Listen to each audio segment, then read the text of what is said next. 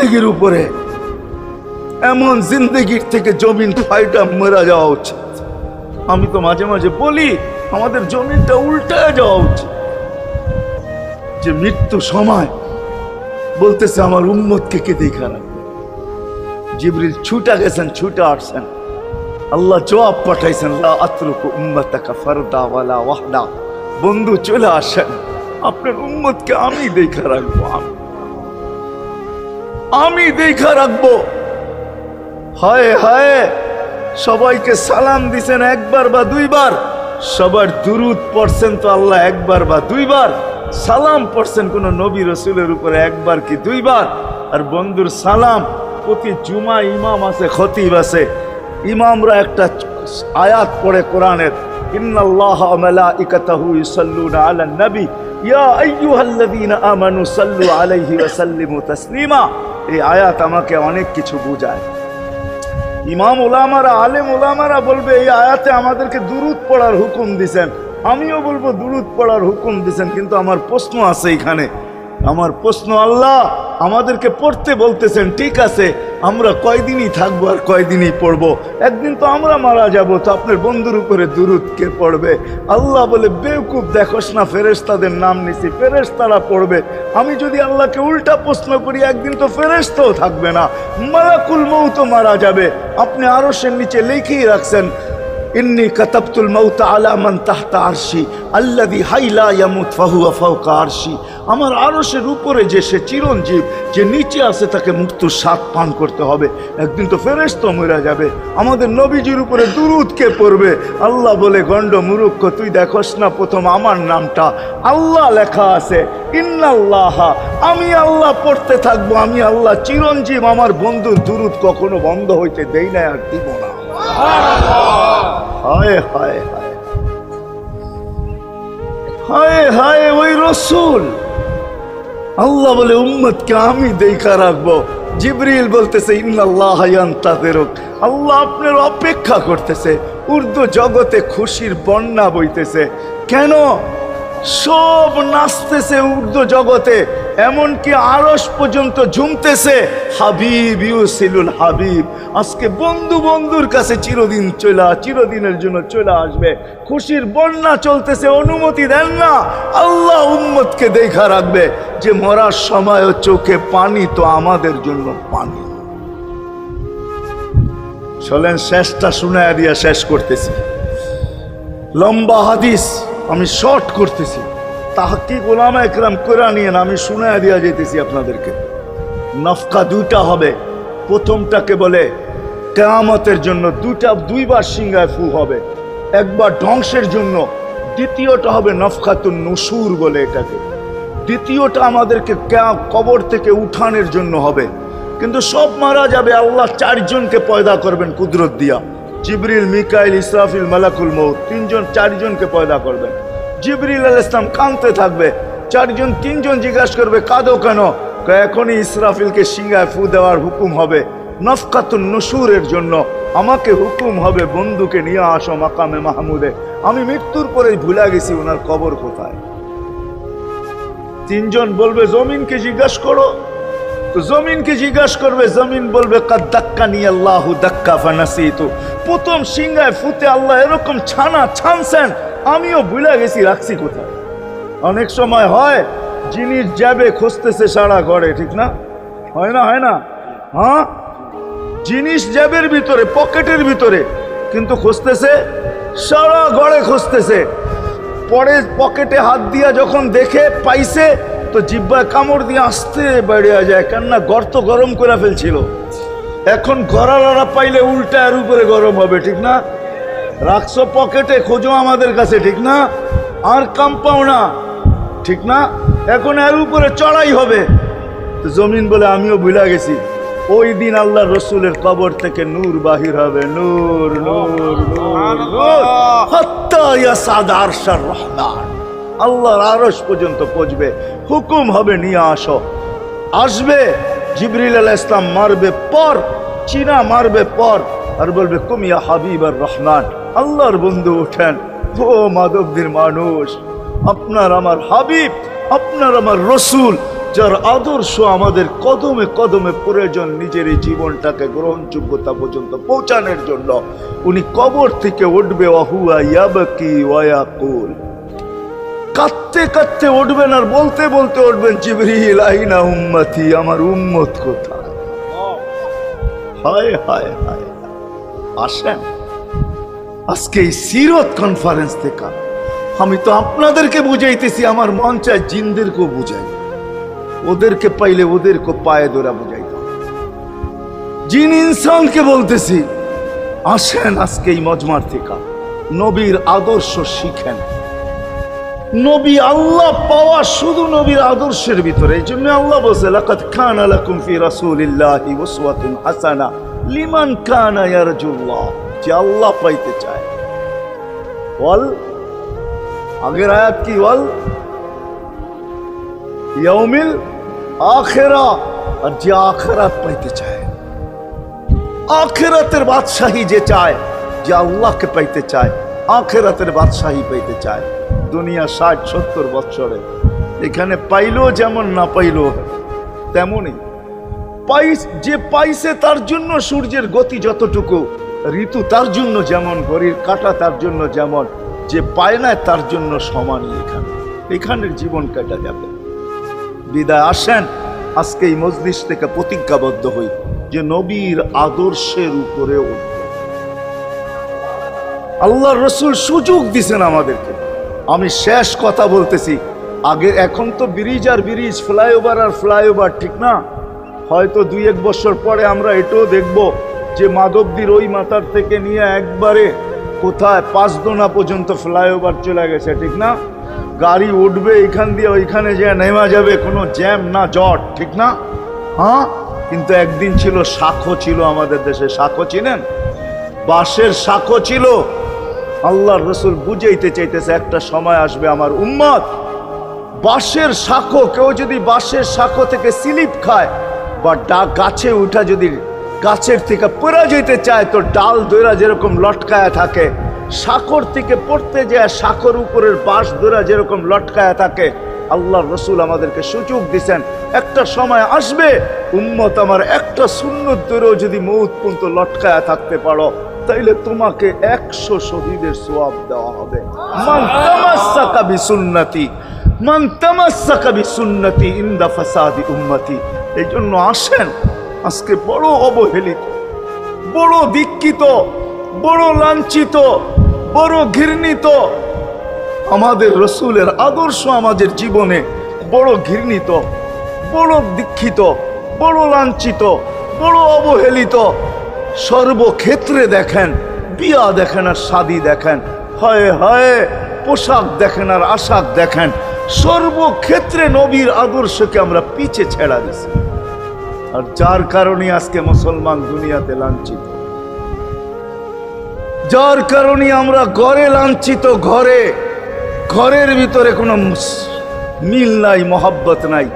বহুত ঘর পাওয়া যাবে, স্বামী এক খাটে, স্ত্রী আর এক খাটে, বহুত ঘর পাওয়া যাবে। হায় হায় ওই সমাজ লানতি সমাজ, যেই জমাতের সন্তানরা মা বাবাকে চোখ বড় করে দেখে, চোখ বড় করে সামনে, ওটা লানতি সমাজ। অথচ আল্লাহর রাসূল শিখাইছে মা বাবার সাথে আদর্শ কি ব্যবহার করবে, মার সাথে, বাবার সাথে, বড় ভাইয়ের সাথে, কার সাথে কি ব্যবহার করবে শিখাইছে। ওই সমাজটাই সুখের ছিল। আসেন ফিরা যাই, আল্লাহর রাসূলের আদর্শ শিখি। শিখবেন তো পাক্কা ওয়াদা? বিলকুল। কিন্তু একটা প্রশ্ন হলো, আল্লাহর রাসূলের আদর্শ শিখবো তো শিখবো কোত্থেকা, পাবো তো পাবো কোথায়, ঠিক না? প্রশ্ন হয় না? হয় না? উনি তো দুনিয়াতে নাই, কোত্থেকে ওনাকে পাবো, কোত্থেকে শিখবো?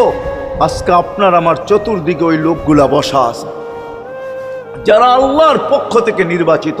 আওরাসনাল কিতাব আল্লাযীনা ইসতাফাইনা মিন ইবাদিনা, আমি কোরআন দিতেছি, হক্কানি আলেম আর আল্লাহ ওয়ালারা আল্লাহর পক্ষ থেকে নির্বাচিত, যারা নবীর আদর্শকে নিজের পাশে সুরক্ষিত রাখছে, নিজের কাছে একটাকেও হারাইতে দেয় নাই, এমনকি ক্ষুদ্র থেকে ক্ষুদ্রকেও হারাইতে দেয় নাই, এমনকি নবীর একটা জানোয়ারের নাম পর্যন্ত হারাইতে দেয় নাই।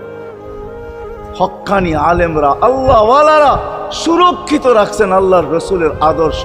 এই জন্য আমি বলবো, নবীকে তো পাওয়া যাবে না, উনি তো দুনিয়ার থেকে চলে গেছেন, এটাই সত্য, কিন্তু উত্তর সুরি রেখা গেছেন।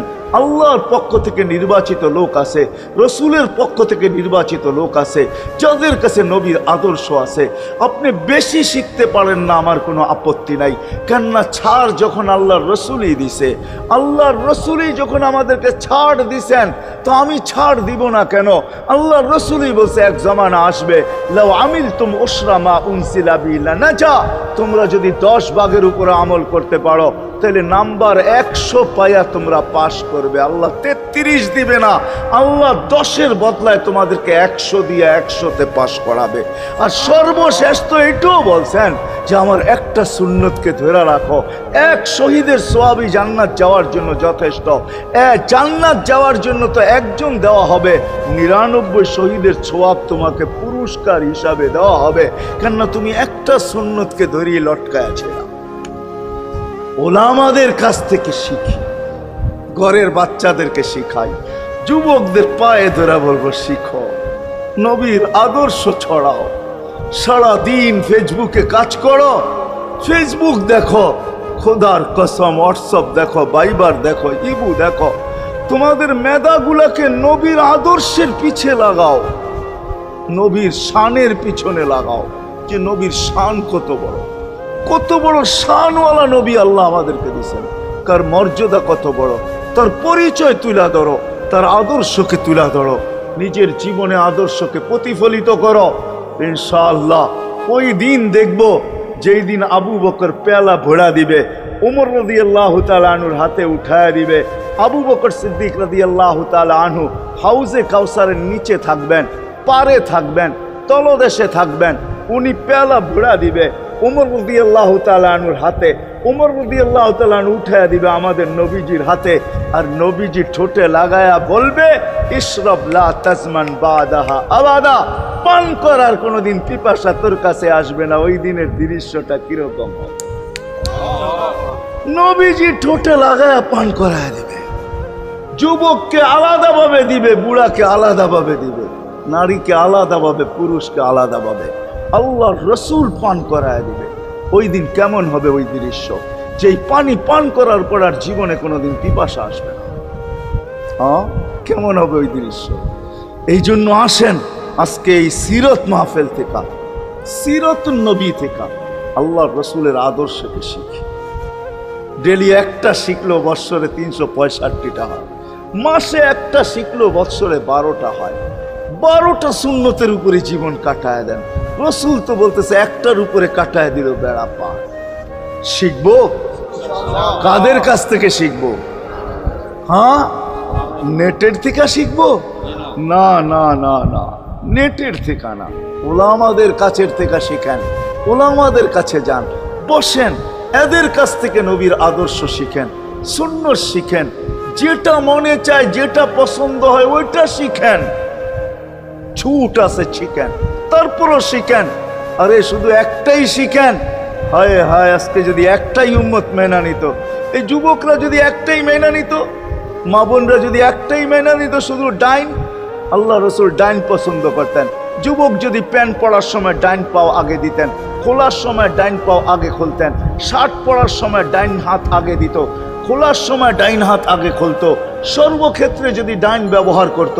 মা বোনরাও তো ঘর ঝাড়ু দেওয়ার সময় যদি ডাইন ব্যবহার করত, তাহলে কিতাব আমাকে বুঝায় কিয়ামতের দিন আল্লাহ ডাকবে, আইনা আসহাব আল ইয়ামিন, ডাইন আলারা কোথায় আসে?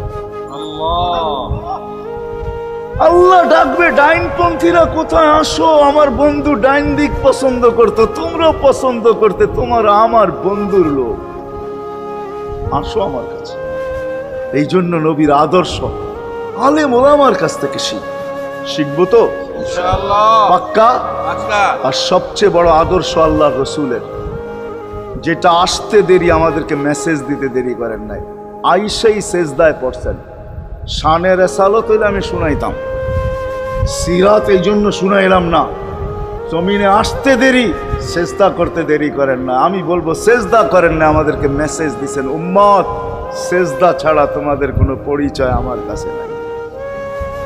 যাওয়ার সময় চিৎকার দিতেছেন আসসালা আসসালা ওমা মালাকাত আইমানুকুম, নামাজ নামাজ নামাজ, অধীনস্থদের সাথে ভালো ব্যবহার করবে, দুইটাই চিৎকার ছিল, আর কোনো চিৎকার ছিল না।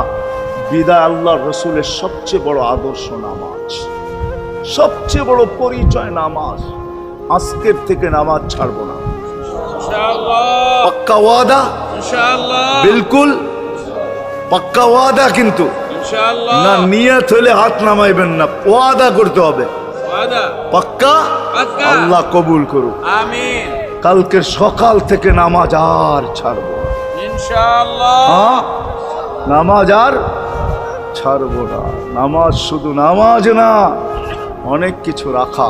আল্লাহ আমাদেরকে আমল করার তৌফিক দান করেন, আমিন। ওমা আলাইনা ইল্লাল বালাগ। আল্লাহুম্মা লাকাল হামদ কামা ইয়ানবাগি লিজালালি ওয়াজহিক। দোয়ার ভিতরেই একটা কথা আপনাদেরকে বলবো, সর্বশেষ দোয়া করতেছি, আবার বলতেও আছি, মসজিদের কাজ এখনো দেখলাম অসমাপ্ত।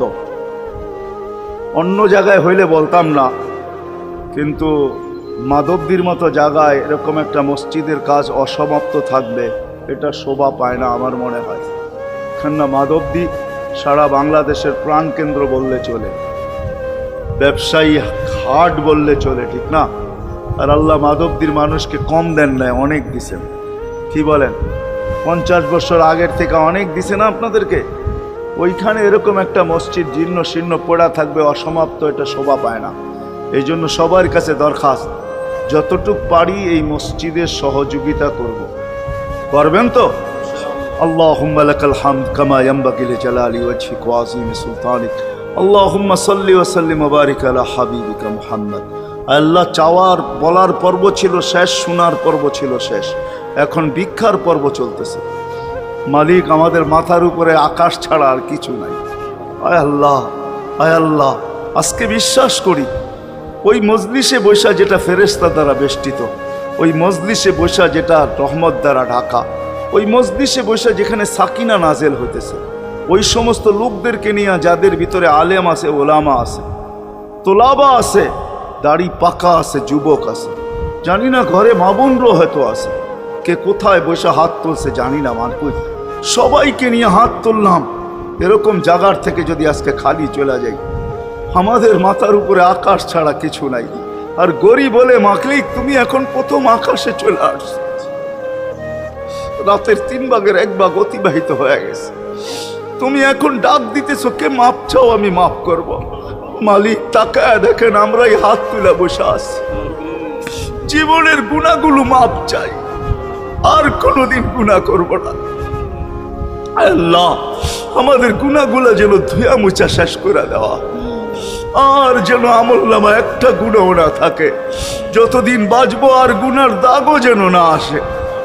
এই আয়োজন যেন কবুল হয়, আয়োজকরা যেন কবুল হয়, সাহায্যকারীরা যেন কবুল হয়, সহযোগিতাকারীরা যেন কবুল হয়, এটা কিয়ামত পর্যন্ত কায়েম আর দায়েম থাকে। আয় আল্লাহ, আয় আল্লাহ, জানি না কার কি পেরেশানি আছে দূর করে দেন, কার কি প্রয়োজন আছে খাজানায় গায়েব থেকে পুরা করে দেন। কে ছোট না বড় অসুখে আক্রান্ত যদি হয়ে থাকে, শেফায়ে কামেলা আজেলা মুস্তামেররা নসিব করে দেন। হায় আল্লাহ, যারা সুস্থ সর্ব ধরনের রোগ থেকে হেফাজত করেন। যাররা বরাবর ঈমান নিয়ে যারা কবরে চলে গেছে সবাইকে মাফ করে দেন। আয় আল্লাহ, যেই যুবকদের উদ্যোগে এই আয়োজন, আয় আল্লাহ, আয় আল্লাহ, কালকে সকাল থেকে ওদেরকে আর মদিনার যুবকদের মতো ছাড়া দেখতে চাই না, এদেরকে মদিনার যুবকদের মতো বানায় দেন। আপনার হাবিবের জমানায় মদিনার যুবকরা যেরকম ছিল এরকম বানায় দেন। আল্লাহ আমার দেশের যুবক সমাজকে মসজিদ নবীর আদর্শওয়ালা বানায় দেন, মা বোনদেরকে পর্দা নিশীন বানায় দেন। আল্লাহ মসজিদের কাজকে কুদরত দ্বারা পুরা করা দেন। জানি না কার দ্বারা আপনি করাবেন, জানি না কার দ্বারা করাবেন। উম্মুল কিতাব তো আপনার কাছেই, আমাদের জানার কোনো ক্ষমতা নাই, কিন্তু আল্লাহ জলদা পূর্ণ করে দিয়েন। যা চাইতে পারলাম তাও দেন, যা চাইতে পারলাম না তাও দেন। সর্বশেষ আমাদের মা বাবাকে মাফ করে দিয়ে, বাচ্চা থাকলেও মাফ করে দেন। যারা চলে গেছে আল্লাহ এদের মা বাবাকেও মাফ করে দেন। আল্লাহ রব্বির হামহুমা কামা রব্বায়ানি সগীরা। हाय अल्लाह इंसानेर साथे साथे जिन्नात को माफ करा दें, जिन्नात को माफ करा दें, जिन्नात को माफ करा दें। वसल्लल्लाहु तआला अला खैरि खल्क़ि मुहम्मद व आलिहि व अस्हाबि अजमाइन बिरहमतिक या अरहमर राहिमीन।